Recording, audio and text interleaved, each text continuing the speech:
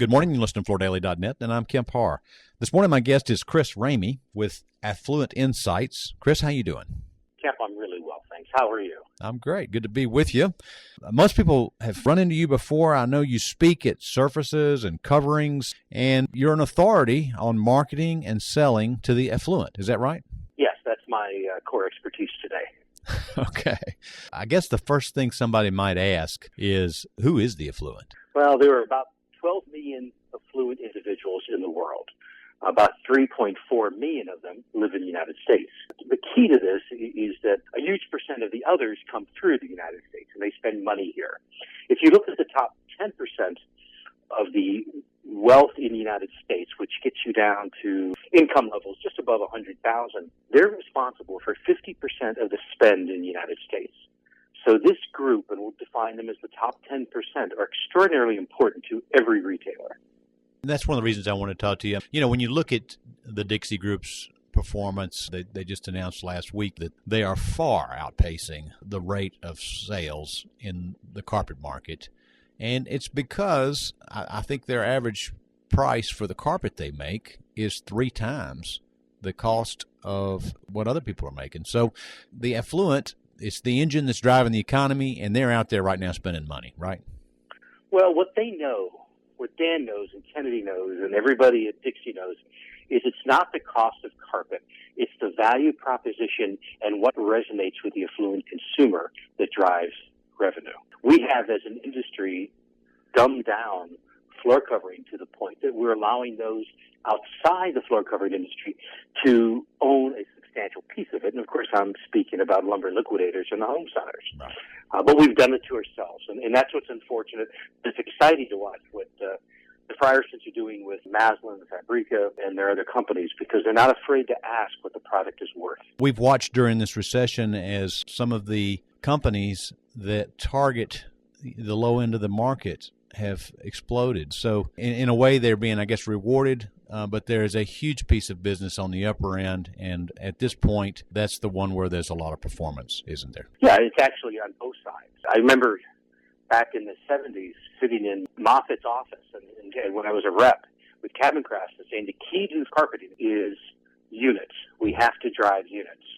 So we've created an industry that's driven by number of yards or square feet we can create rather than a consumer-driven industry. All right, Chris, let me get into your background just a little bit, just to extend to your credibility. You actually were the head of IDG, or the International Design Guild, when they went from, 15 to about 100 members, weren't you? Yes, I was president for 5-6 years. Yeah, and prior to that, as you mentioned, you were a rep with Cabin Craft, and you also went through the Macy's training program, didn't you? I did, their executive management training program back in the 70s. Mm-hmm. I also owned my own floor covering store for 12 years. Okay. But still in business. It was a high-end store, and we were very, very fortunate. Now that we've established that, let me ask you another question. When you start talking about the affluent, what kind of floor covering does the affluent want? Well, the trend is toward hard surface. I think the carpet business has challenges ahead. Now, here's the problem. Everything trickles down. People watch what the affluent do, and it trickles down to the mass market. A lot of builders today will put hardwood or hard surface into a home because it helps define the home as a, if you will, better home. And that's a problem for the carpet business. They have to address the perception of what carpet is today. All right, so based on your experience, if you were to coach a retailer to say that, there's tons of business on the upper end, how do you coach a retailer to make sure that they can capture this business to the affluent? Well, it starts from the very beginning of when you have a touch point with the consumer. You have to ensure the customer understands who you are and what your value proposition is. It's very difficult to sell, let's say, a luxury product, or we'll say Maslin, for example, if you're pushing polypropylene. The customer wants to buy from those who understand who they are and what they stand for. Sadly, most floor covering stores that I see are pushing transactional rather than lifestyle, rather than what matters to the customer. And I realize it's an investment, and everybody wants a dollar tomorrow. But if you want to pursue the affluent, you really need to define who you are, whether it's Everything from your fonts to your parking lot to everything that the client sees in your showroom. You have to create distinction in your showroom. Do you have the right products? Do you have the selection? Are you showing them properly? Nobody wants to see a sample, frankly, that's 1.5 inches by 2 inches. You have to think in terms of how does this consumer buy? And it's not on your competition, it's on their collective experiences. See, a lot of companies will say, well, I'm better than my competition. The problem is your customer's not going to your competition necessarily. They're going to the Ritz-Carlton. Right. So how does your service compare to the Ritz-Carlton? That's how you have to judge yourself. So when you were in the floor covering business down in Florida, you've just mentioned that you know that the market has got volume on either end. You kind of need to make the decision up front, don't you, whether you're going to service the middle to high end or the low end, or can you do both? You can't serve the high end and the low end. The customer knows exactly who Walmart is and what to expect when you go into a Walmart. And consequently, they, as you know, have done very well.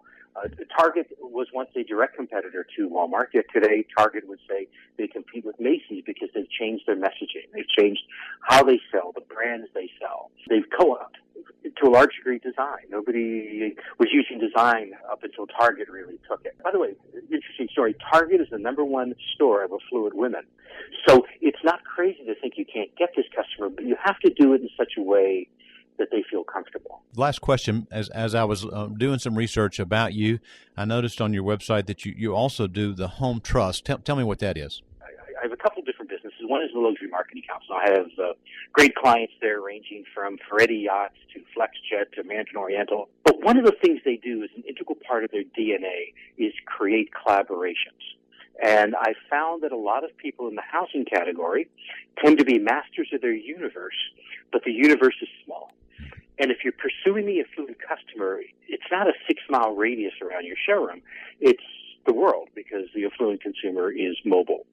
So the Home Trust is about creating collaborations amongst luxury brands in the housing category to create promotions. And my clients here range from International Design Guild to Christophe to Schumacher to THG Paris, Paris Ceramics, Badar, Milano. But what we do is by marketing together, we can go places that we wouldn't otherwise go. So, for example, if you looked at Bentley Magazine, which the average reader is a $16 million net worth, they're seeing the Home Trust. The Four Seasons Magazine, which is I think 1.1 million readers, average net worth $4 million. Our members are being seen there for a very low price. The question for, I think, floor covering retailers is how do you expand the awareness of your brand in such a way that people define and understand who you are? Because customers will define a brand that's not well known, and trust me, nobody in floor covering is top of mind. They define you by the anchors, and you have to anchor your brand with other anchors to which they may know, other brands they may know. So we're not Lexus, we're not BMW. How do you know who your floor covering store is? You define it by those to whom you hang. Very interesting. Okay, Chris, well, I really appreciate the time today. Again, we've been talking to Chris Ramey with the Affluent Insights and the Home Trust, and you've been listening to Kemp Harr and FloorDaily.net.